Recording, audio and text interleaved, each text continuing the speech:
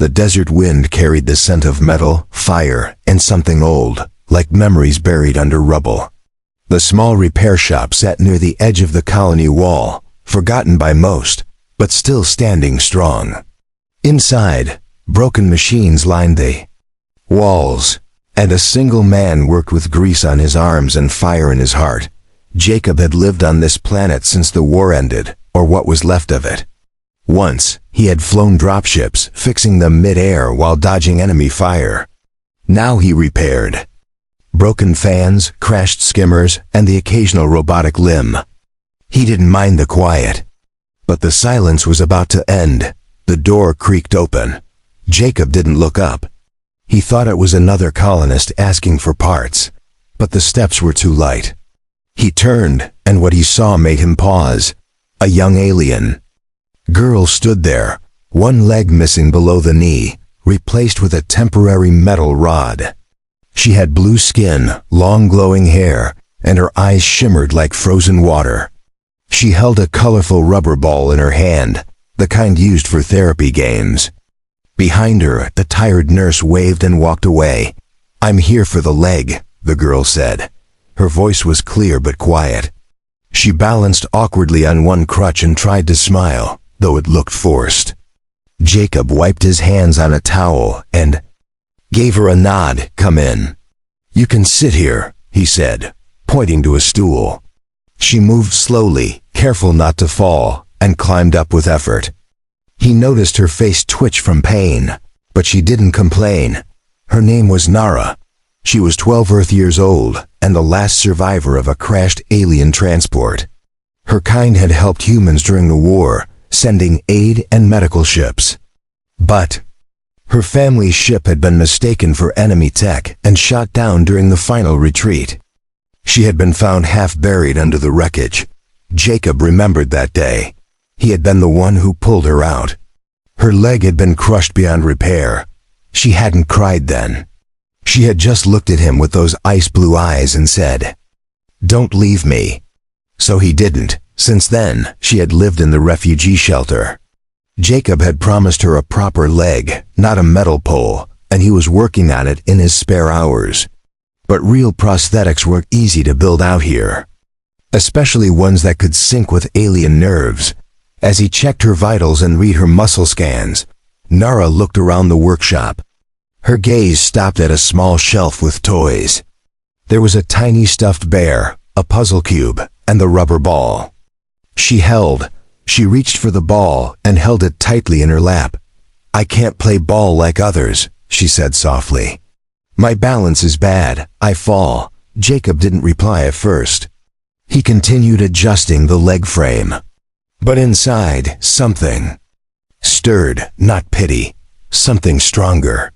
A quiet fire. He set down the tools and knelt in front of her. Gently, he took the ball from her hand and rolled it across the floor. It bumped against a wall and returned slightly. Then he looked up and smiled. "You will," he said. "You're not done yet." Nara stared at him. Her eyes blinked twice and her lips pressed together. Something about the way he said it made her believe it. Jacob walked to the back of the shop and uncovered a locked case. Inside was a sleek silver leg, shaped perfectly for her frame. He had been working on it quietly for weeks, using parts from crashed ships, scavenged tech, and pieces donated by old friends. It was beautiful, strong, and light.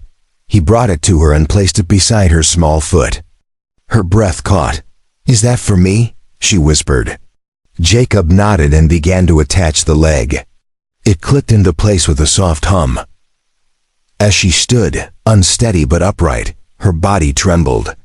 Jacob didn't move, just held her hand lightly, letting her find her balance. She took one step, then another. Her crutch slipped, but he caught her. She laughed. The sound echoed through the dusty workshop like music from another world. She looked at the rubber ball on the floor and back at him. For a second, she forgot about the war, the pain, the metal in her body.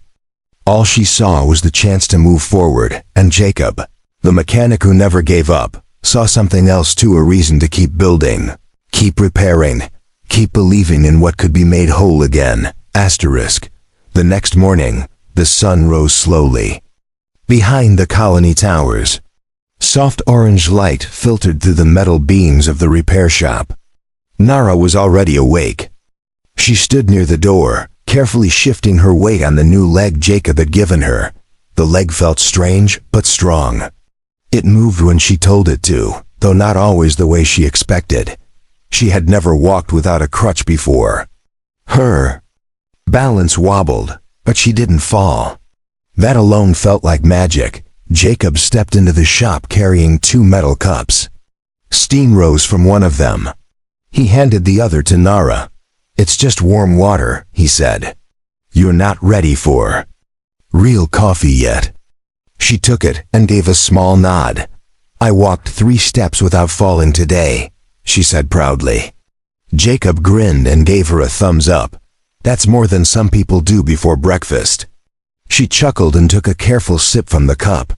Outside, the colony buzzed with sound.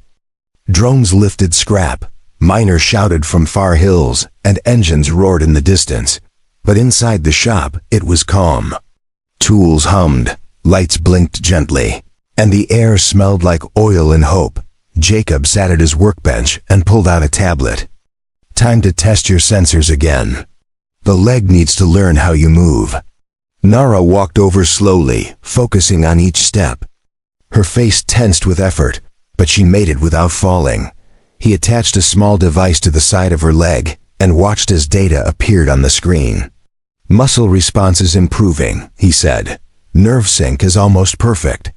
We just need to work on pressure control." Nara didn't know all the words, but she smiled anyway. Later, Jacob cleared a space in the workshop and drew a line on the floor. "Try walking to here without using the wall," he said. Nara nodded. She stood tall, took a breath, and stepped forward.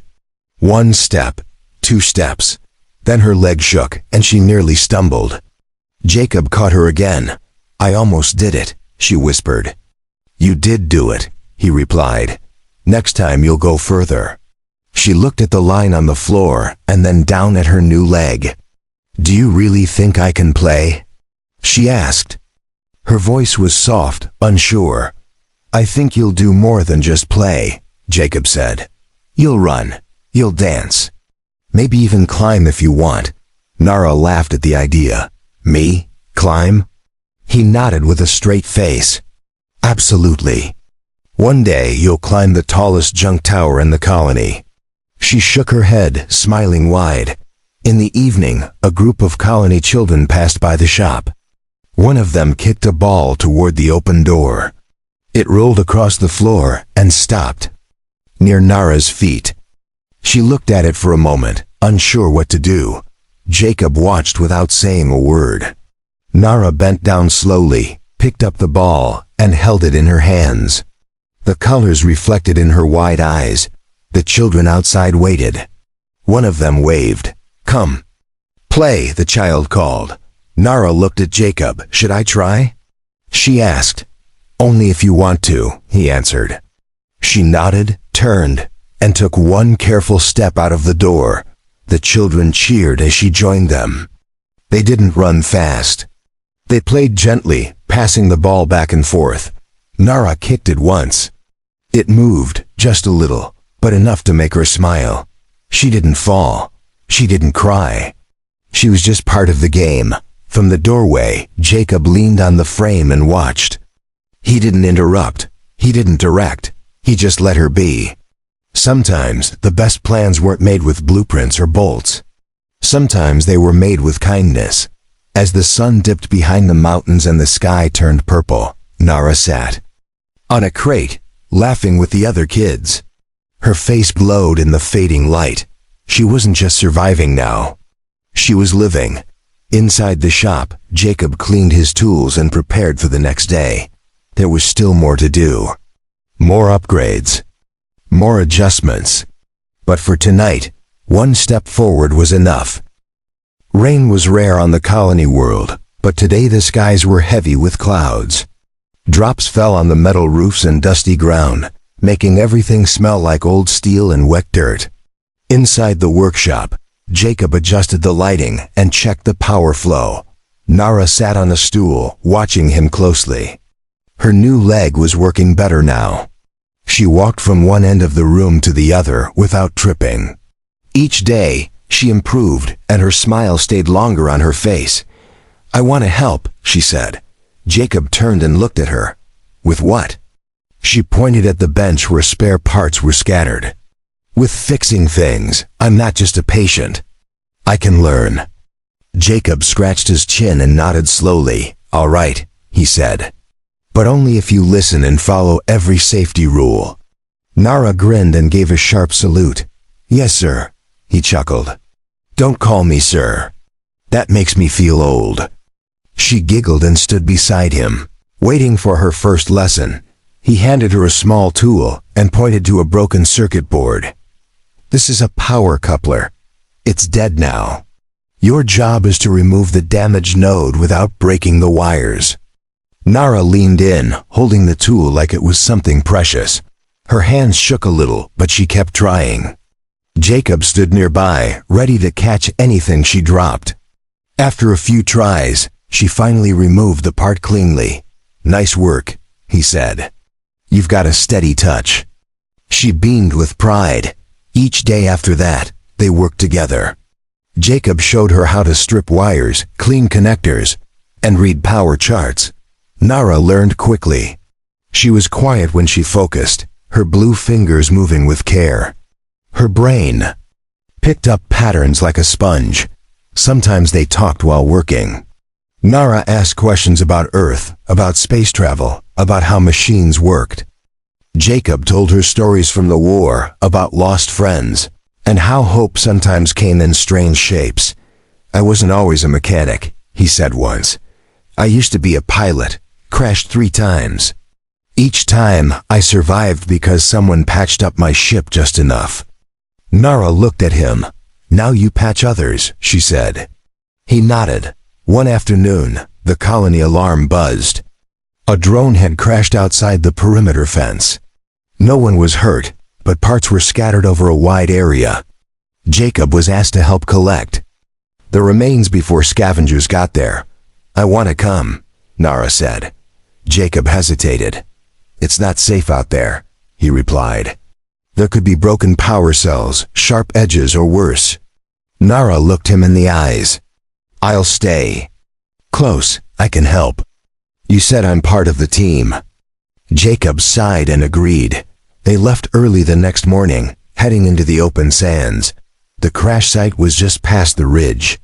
Smoke still rose from a twisted frame. Nara moved carefully, her foot pressing into soft soil, her balance steady. Jacob guided her to a pile of wreckage.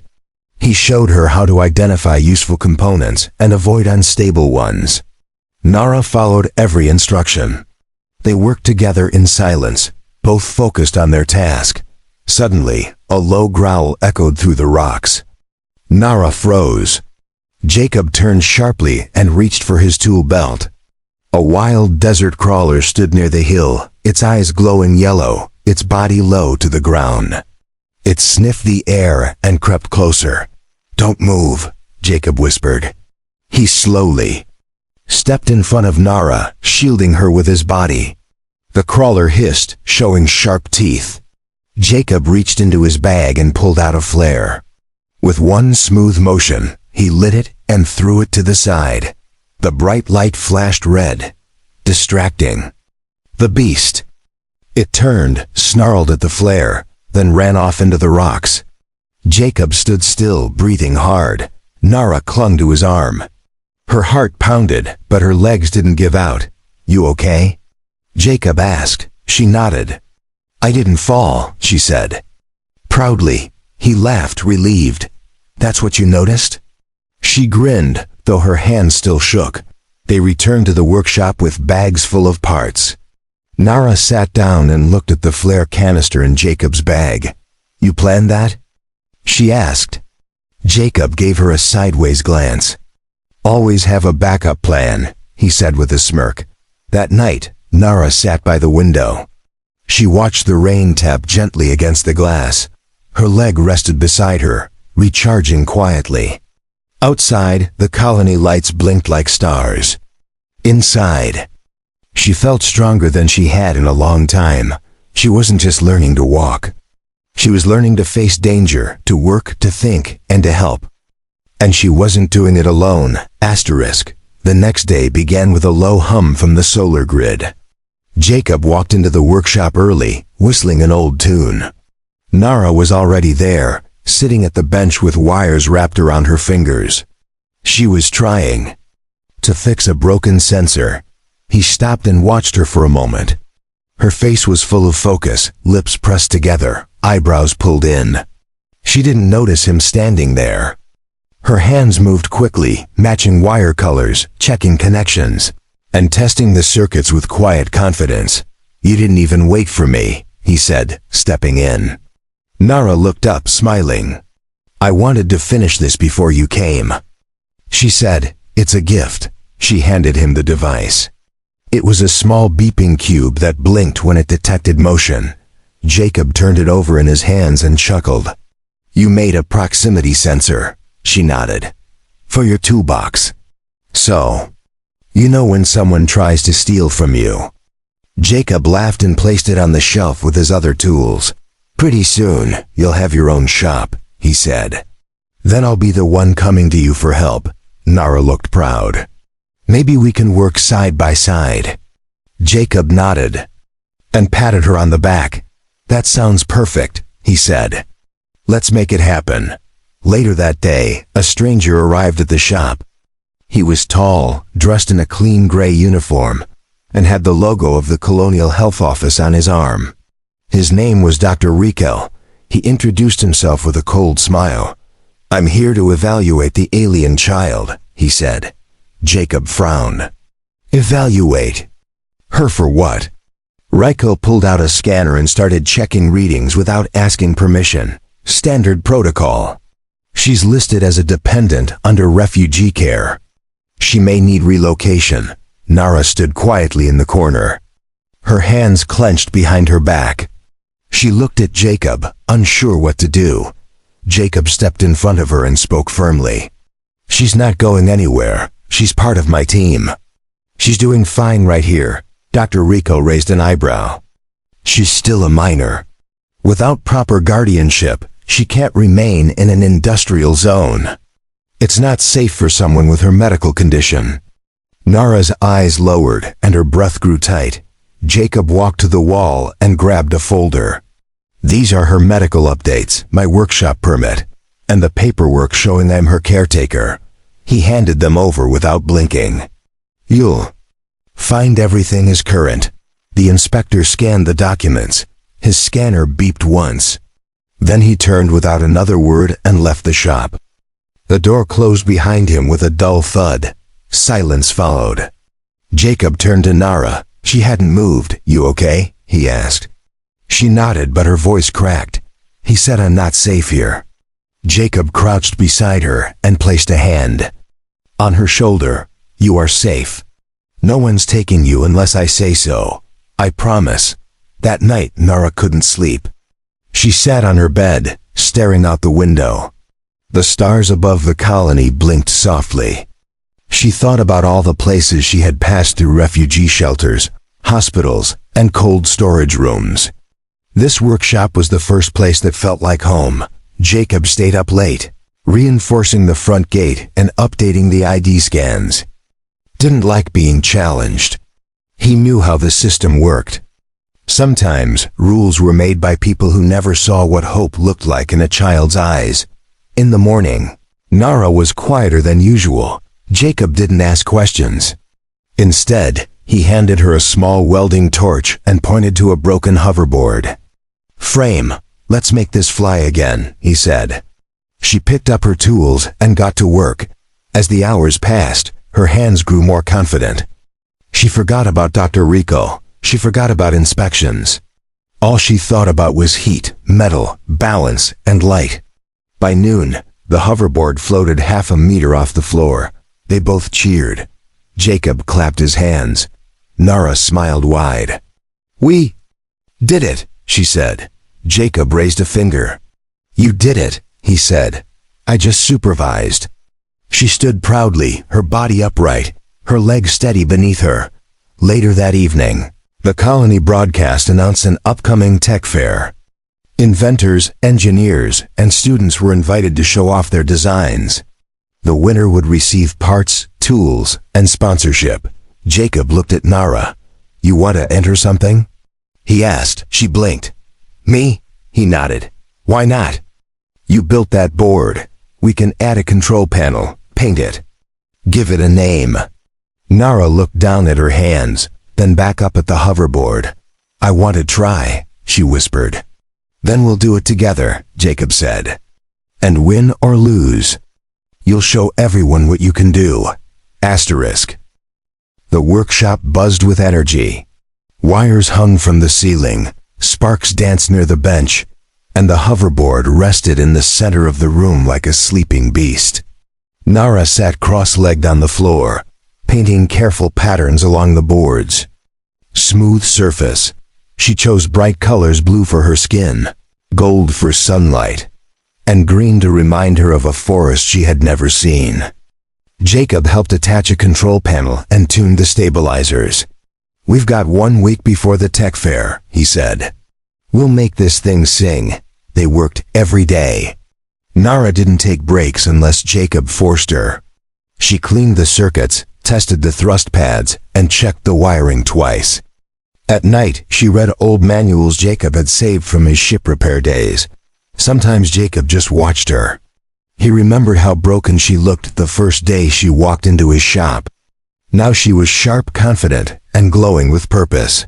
She wasn't just healing, she was becoming something new. One morning, while tightening the last bolt, Nara asked, "What should I call it?" Jacob thought for a moment. "It's yours. What do you want to call it?"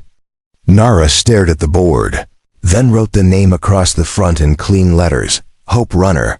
The night before the tech fair, Jacob handed her a box. "What's this?" she asked. "Open it," he said. Inside was a brand new jacket with her name stitched on the back. It had a small lightning symbol on the sleeve and a place for her ID badge. "I figured if you're gonna compete, you should look like you belong," Jacob said. Nara tried it on and spun once. "I look like a real engineer," she whispered. "You are one," Jacob replied with a grin. "You earned it." The day of the fair was bright and loud. The colony square was packed with booths, tools, and blinking displays. People from every part of the settlement walked through the lines. Judges in red coats took notes on clipboards and scanned entry tags. Nara stood beside her hoverboard. Her hand shook at first, but Jacob rested his hand on her shoulder. "You've done harder things than this," he said. She nodded and lifted her chin. "Let's show them," she said. When her turn came, she stepped forward and activated the board. It rose into the air with a soft hum. Lights blinked along the sides. She grabbed the handlebars, took a deep breath, and kicked off gently from the ground. Gasps rippled through the crowd as the board lifted higher. Nara leaned left, then right, circling slowly around the square. The stabilizers held firm. The Fian controls responded perfectly. She made a gentle loop and returned to the platform with a soft landing. The judges applauded. One of them leaned forward and asked, "Did you build this yourself?" Nara hesitated. Jacob stepped back, giving her space. "Yes," she said, "with some help from my teacher.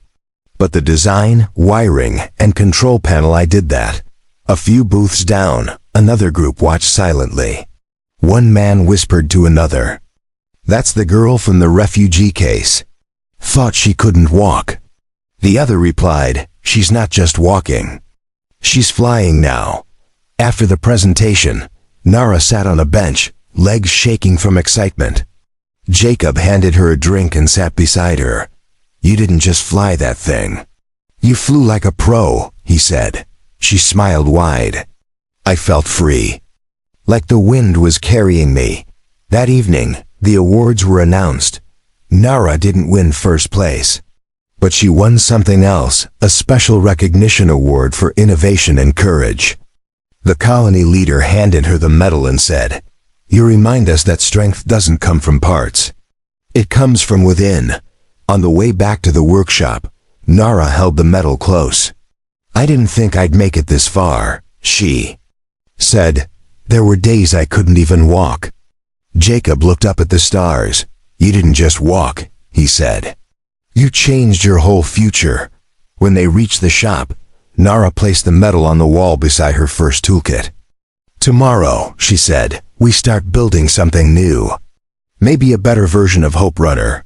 Jacob nodded. "Whatever you want. I'll be right here." That night, Nara lay in bed with her new jacket folded at her side. The stars outside blinked softly through the window. For the first time, she didn't dream of pain, war, or metal. She dreamed of wind, flight, and freedom. *3. Days after the tech fair, a message arrived at the workshop. It was sealed with the emblem of the Central Engineering Guild. Jacob opened it and read quietly. His eyes moved quickly, then stopped. He called Nara over and handed her the tablet. She read the message slowly. "Invitation to apprentice placement trials," she said out loud. "Top candidates from the colony fair are eligible." She looked up at Jacob with wide eyes. "They picked me?" He nodded and smiled. The trials were held every year, but few civilians ever got chosen. Most slots went to students from academy schools or sponsored families. This time, they had made an exception. Nara was nervous but determined. "I'll make you proud," she said. Jacob patted her shoulder. "You already have," he replied. "But if you're going to compete with guild techs, we need to upgrade Hope Runner." Nara nodded. "Let's make it faster, smoother, and smarter." For the next 4 days, the workshop turned into a race zone. They replaced the power core with a triple stabilized unit. They redesigned the balance matrix. Jacob taught her how to weld with plasma precision. Nara worked until her fingers cramped, but she didn't stop. She wanted to be ready. The day of the trials came quickly. The guild hall was made of polished metal and glass, towering above the colony buildings. Inside, long workbenches stretched across the hall. Dozens of students, many in matching uniforms, stood beside their machines. Nara walked in wearing her jacket and carrying Hope Runner. Her eyes darted across the room. She saw people whispering and pointing. Some looked impressed. Others looked confused. A few looked like they didn't want her there at all. One boy stepped in front of her path. "This trial is for builders," he said with a smirk, "not scrap scavengers." Nara kept walking. "Then I guess you should step aside," she answered. The boy blinked and moved out of her way. Jacob stayed in the visitor area. He watched as Nara rolled her board into place and set her tools down. She was the smallest contestant. Her leg clicked softly as she walked, but her eyes were steady. The trial began. First was the speed repair test. A drone dropped a broken circuit on each bench. The goal was to rebuild it in under 5 minutes. Nara finished in 4. Her hands moved like she had done it 100 times. Next came the control challenge. Each contestant had to adjust a flight bot using only manual commands. The judges marked scores based on stability and efficiency. Nara's bot stayed perfectly level, even during the reverse turn. The final challenge was a live demonstration. Nara activated Hope Runner and stepped onto the board. She flew it through a marked tunnel lined with obstacles. Lasers, wind fans, and magnetic fields tested her balance. She ducked, spun, and shifted her weight perfectly. The crowd watched in silence. Even the judges leaned forward. At the final turn, Nara pushed the throttle gently and soared through the finish line. When she landed, the room broke into applause. Some contestants clapped slowly. Others stared with open mouths. The boy who had mocked her earlier looked down and walked away.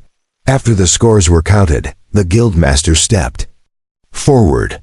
He had silver hair, a metal arm, and eyes that had seen many years of work. He handed Nara a small badge. "You passed," he said. "Welcome to the apprentice program." Jacob stood and clapped loudly. Nara held the badge tightly, trying not to cry. "Thank you," she whispered. "I won't let you down." The guildmaster smiled.